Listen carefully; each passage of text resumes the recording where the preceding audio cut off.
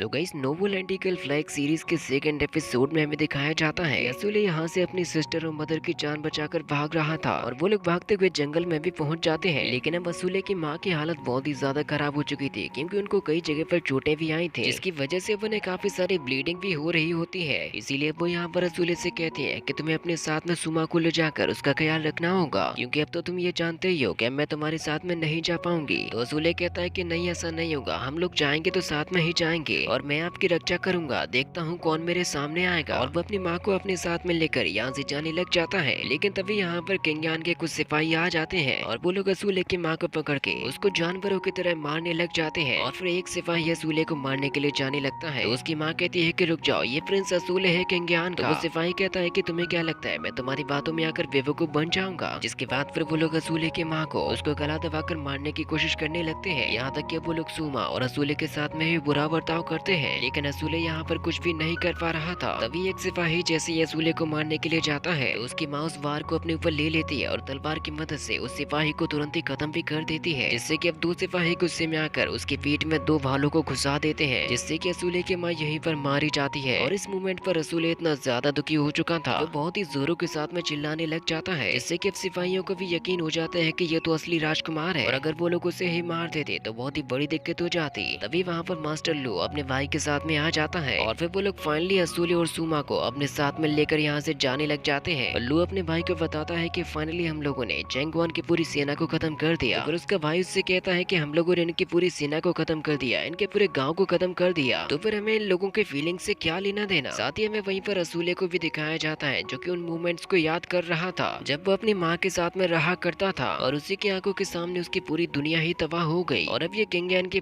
पूरी सेना वापस लौट रही थी अपने काम को अंजाम देकर कि उन लोगों ने जैनयान को खत्म करके फाइनली असूले को हासिल कर ही लिया। वहीं पर चलती हुई एक औरत से जैसे थोड़ी सी गलती हो जाती है तो एक सिपाही उसको बहुत ही बुरी तरीके से मारता है, जिस चीज को देखते तो सब रहते हैं लेकिन कोई भी कुछ कर नहीं सकता था। और वो लोग ये बहुत ही लंबा सफर तय करते हुए किंगयान की तरफ जा रहे थे, जिससे कि अब वो लोग फाइनली किंगयान ईगल के साथ में किंगयान तक पहुंच ही जाते हैं, जहाँ पर हमें किंगयान के लॉर्ड लू शोंग को दिखाया जाता है। और उसी के कहने पर ये इतनी ज्यादा तबाही मचाई गई थी जिसमें एक और बंदा शामिल था और उसका नाम होता है ली। इसके बाद अब लू शोंग अपनी सेना को अप्रिशिएशन देने के लिए आगे की तरफ बढ़ने लगता है, क्योंकि अब किंगयान की सेना फाइनली यहाँ पर पहुँचने ही वाली होती है, जिनमें से सबसे पहले बड़े बड़े ऑफिसर्स किंग के सामने अपना सर झुकाते हैं। और मिशन को सक्सेसफुल देखकर लू शोंग अपने बेटे से कहता है कि जल्दी से उसे हमारे पास में लाया जाए। इसके बाद फिर लू तुरंत ही असूले के पास में जाता है और उसको घोड़े से नीचे उतार कर लू शोंग के सामने ले जाता है और कहता है कि पिताजी आपने जैसा कहा था हम वैसा करके ले आए, हमारा प्रिंस अब हमें वापस मिल चुका है। फिर लू शोंग तुरंत ही असूले से कहता है कि मेरे पास में आओ क्योंकि मैं तुम्हारा असली पिता हूँ। लेकिन असूले उसके पास में नहीं जाता। तो फिर लू अपने पिता से कहता है कि इसने कभी भी युद्ध नहीं देखा था, इसी की वजह से अभी ये काफी ज्यादा परेशान है। फिर लू शोंग असूले से कहता है कि तुम तो चंद सालों में काफी बड़े हो चुके हो। और फिर वो अपने सेनापति से कहता है कि ये तुम्हारी पहली जीत है, क्योंकि हमें 9 रियासतों पर अपना आधिपत्य जमाना है, तो ऐसी तो लड़ाइयाँ लड़नी ही पड़ेंगी। साथ में वो उससे ये भी कहता है कि मैं तुम्हें ये नौकरों के साथ साथ द ग्रेट खान का सिंहासन भी दूंगा, जो कि पीढ़ी दर पीढ़ी सेनापति के वंशजों को मिलेगा। जिससे कि अब सेनापति भी काफी ज्यादा खुश हो चुका था। वो कहता है कि आपको इतना आभार दिखाने के लिए बहुत बहुत शुक्रिया। तो लू शोंग कहता है कि ऐसा हो भी क्यों ना, तुम मेरे दोनों बेटों के गुरु भी तो हो। जिसके बाद फिर सेनापति अपने सभी सिपाहियों से कहता है कि इस बार हम लोग जितने भी इन दासों को पकड़ के लाए हैं ये हमारे लिए जानवरों के अलावा और कुछ भी नहीं है। और वहाँ पर जश्न मनाते हुए एक छोटी सी बच्ची की आंख में गर्मा गर्म सरिया डाल दिया जाता है, जो कि ये दर्शाता है कि किंगयान के लोगों के अंदर बहुत ही ज्यादा दरिंदगी भरी हुई है। और फिर सेनापति बताता है कि इस लड़ाई में प्रिंस लू ने हमारी काफी ज्यादा मदद की है, इसीलिए ये तुम्हें सारे के सारे स्लेव्स दिए जा रहे हैं। लेकिन अब ये चीज असूले को काफी ज्यादा परेशान कर रही थी कि उसके ही गाँव वालों के साथ में जानवरों की तरह सलूक किया जाएगा। और फिर तभी वहाँ पर सभी लोगों के सामने सिस्टर जेंगवान और शूमा को भी लाया जाता है। और जो सिपाही सिस्टर जेंगवान को लेकर आ रहे थे लू उनसे कहता है कि रुक जाओ, क्योंकि वो उससे बात करना चाहता था। और फिर वो सिस्टर जेंगवान से कहता है कि मैंने सुना है तुम्हारे ग्रासलैंड में जितने भी मर्द है तुम इनमें से किसी को भी पसंद नहीं करती। तो ऐसा सुनकर सिस्टर जेंगवान लू के मुंह पर थूक देती है, जिस चीज को देखकर लू कहता है कि मुझे ऐसे जंगली लोग काफी ज्यादा पसंद आते हैं। और फिर वो अपने खंजर को निकाल के जेंगवान के पीछे चला जाता है और वो उसके हाथों की रस्सी को काट देता है। साथ ही वो शूमा के हाथों की रस्सी काट कर उसको भी आजाद कर देता है। और फिर वो उससे कहता है कि अब तुम मेरे साथ में चलोगी। तो फिर जेंगवान उससे कहती है कि अब तो मेरे पास में मेरी कोई पहचान भी नहीं है। ऐसा सुनकर सेकंड प्रिंस कहता है कि अब तुम कोई प्रिंसेस नहीं हो, हम जो चाहेंगे तुम्हें वही करना पड़ेगा। और फिर ऐसा सुनकर तभी एक सिपाही कहता है कि हमारी लू की जोड़ी इस खूबसूरत स्लेव के साथ में बहुत ही ज्यादा अच्छी लगेगी, जिस चीज को सुनकर सभी के सभी लोग हंसने लग जाते हैं। लेकिन अब ये बातें असूले को बहुत ही ज्यादा परेशान कर रही थी। जोरो के साथ में चिल्लाते हुए कहता है कि जैंगवान कोई स्लेव नहीं है, इससे कि लू का जैसे ही थोड़ा सा ध्यान हटता है, जैंगवान उसके ऊपर अचानक से ही हमला कर देती है। लेकिन लू काफी ज्यादा चालाक था, वो अपनी जान बचाते हुए उसको दूर फेंक देता है। तो फिर इस चीज को देखकर सेकंड प्रिंस अपने सभी सिपाहियों से कहता है कि जल्दी से जाओ और इसको खत्म कर दो, क्योंकि इस लड़की ने हमें धोखा देने की कोशिश करी है। जिसके बाद फिर वहाँ पर मौजूद सिपाही जैंगवान को चारों तरफ से घेरने लग जाते हैं। शोमा उन लोगों को रोकने की कोशिश करती है, लेकिन वो कुछ भी नहीं कर सकती थी। जैंगवान इतने सारे लोगों के सामने वीरता के साथ खड़ी हो जाती है और कहती है कि हम जैनयान के वो वॉरियर हैं जो किसी की भी गुलामी एक्सेप्ट नहीं करते। और फिर वो अपने ही खंजर से अपने गले को काट देती है, जिससे कि अब जैंगवान की वहीं पर मौत हो जाती है। तभी शोमा रोते और दौड़ते हुए सिस्टर जैंगवान के पास में पहुंच जाती है, जिसको रोता हुआ देखकर वहाँ के सिपाही कहते हैं कि अगर ये हमारे बीच में बड़ी होगी तो इसका इस्तेमाल हम लोग केवल एक ही चीज के लिए कर सकते हैं, जो कि एक बहुत ही ज्यादा शर्मनाक बात थी। जिसके बाद फिर एक सिपाही सुमा को वहाँ से खींच कर ले जाता है, क्योंकि अब वहाँ से जैंगवान की बॉडी को ले जाया जा रहा था। लेकिन अब शोमा दौड़ते हुए उसका पीछा करने लग जाती है। तो सेकंड प्रिंस कहता है कि चलो इसको भी यहीं पर जान से मार दो, जिसको मारने के लिए उसके सामने अभी एक स्वॉर्ड मैन आ चुका था। और फिर तभी हम लोग अशूले को देखते हैं, जो कि अपने आप को किसी अलग ही वर्ल्ड में फील कर रहा था। वो देखता है कि किस तरीके से दरिंदे उसकी फैमिली को खा रहे हैं, जो कि अब धीरे धीरे करके असूले को भी मारने के लिए बढ़ने लग जाते हैं। और अगर असूले खुद को बचाना चाहता है तो उसके पास में केवल एक ही तरीका है कि उसे इन दरिंदों से लड़ना ही पड़ेगा। इसकी वजह से वो वहाँ पर पड़ी हुई स्वॉर्ड को उठाकर अपने सामने को इस स्वॉर्ड मैन के ऊपर हमला करने लग जाता है। और वो कहता है कि सुमा, मैं तुम्हें हमेशा ही बचाऊंगा। और इसी के साथ में ये एपिसोड भी यहीं पर खत्म हो जाता है। सो गाइस, अगर आप लोग इसके नेक्स्ट पार्ट को देखना चाहते हो तो मुझे कमेंट में जरूर से बताना। और अगर वीडियो थोड़ी सी भी पसंद आई हो तो इसको लाइक जरूर से कर देना।